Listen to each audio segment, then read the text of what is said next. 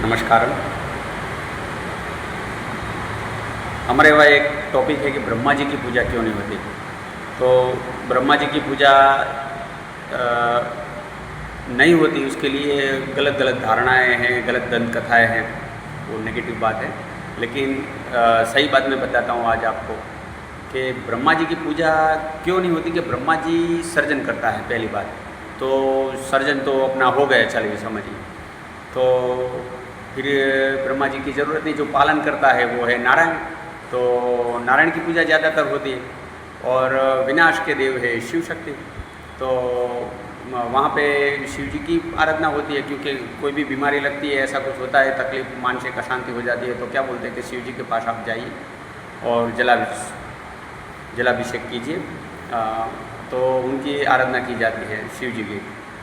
लेकिन ब्रह्मा जी की पूजा इसलिए नहीं होती, ब्रह्मा जी की पूजा इसलिए नहीं होती कि सर्जन हो गया तो शास्त्र में ऐसा बताया कि अभी कोई ज़रूरत नहीं है। दूसरी बात कि उसका दूसरा भी ये टॉपिक है कि ब्रह्मा जी की पूजा इसलिए नहीं होती क्योंकि हमें मान लो कि 3 गुण है।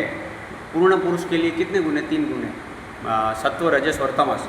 तो सत्व गुण को अभी साइड में रखते हैं, पहले रजस और तमस को समझे। रजस यानी क्या? तो रजस यानी लक्ष्मी नारायण, और तमस यानी क्या? तो तमस यानी शिव शक्ति। तो ये दो गुण तो आ गए। तो अभी देखो, तमस वाला तमसिक रहेगा, क्रोध में रहेगा, फ्रस्ट्रेशन में थोड़ा रहेगा, तो तमस आ गया उसमें। तो रजस में क्या हो गया? रजस में भोग सुख आ गया, वो हर वक्त ऐसी छोटी छोटी क्लियरिटी में रहता है, सुख के विषय में रहता है, तो उसके ऊपर रजस आ गया। तो सत्व और रजस तो मिलने लगे, लेकिन अभी सत्व गुण नहीं मिल रहा। क्या? सत्व गुण। तो सत्व गुण कैसे मिलेगा? तो सत्व गुण देव की आराधना करने से मिलेगा? नहीं। सत्व गुण आप ध्यान करोगे, आप ध्यान मेडिटेशन करोगे, तो मेडिटेशन से ही आपको सत्व गुण मिल सकता है। तो इसलिए ब्रह्मा जी की पूजा नहीं होती। अगर आपको सत्व गुण लेना है तो आपको ध्यान करना पड़ेगा, मेडिटेशन करना पड़ेगा। तो मेडिटेशन आप करेंगे तो आपको वो सत्व की एनर्जी मिलेगी, आपके अंदर करुणा, दया, परोपकार, ये सब भावना आएगी। और दूसरी बात, आपको ब्रह्म ज्ञान होने लगेगा। आपको सब समझ में आ जाएगा कि ये सब कैसे चल रहा है, कैसे हो रहा है, क्या युग हो रहा है, क्या परिवर्तन हो रहा है, क्या सृष्टि क्या कार्य कर रही है। ये सब आपको इंटरनल एक्चुअल नॉलेज जिसको बोलते हैं, जिनको जैन धर्म में केवल ज्ञान बोला जाता है, केवल ज्ञान। और जिन्हें हिंदू धर्म में शाश्वत नॉलेज, एब्सोल्यूट नॉलेज बोला जाता है, ब्रह्म ज्ञान बोला जाता है। तो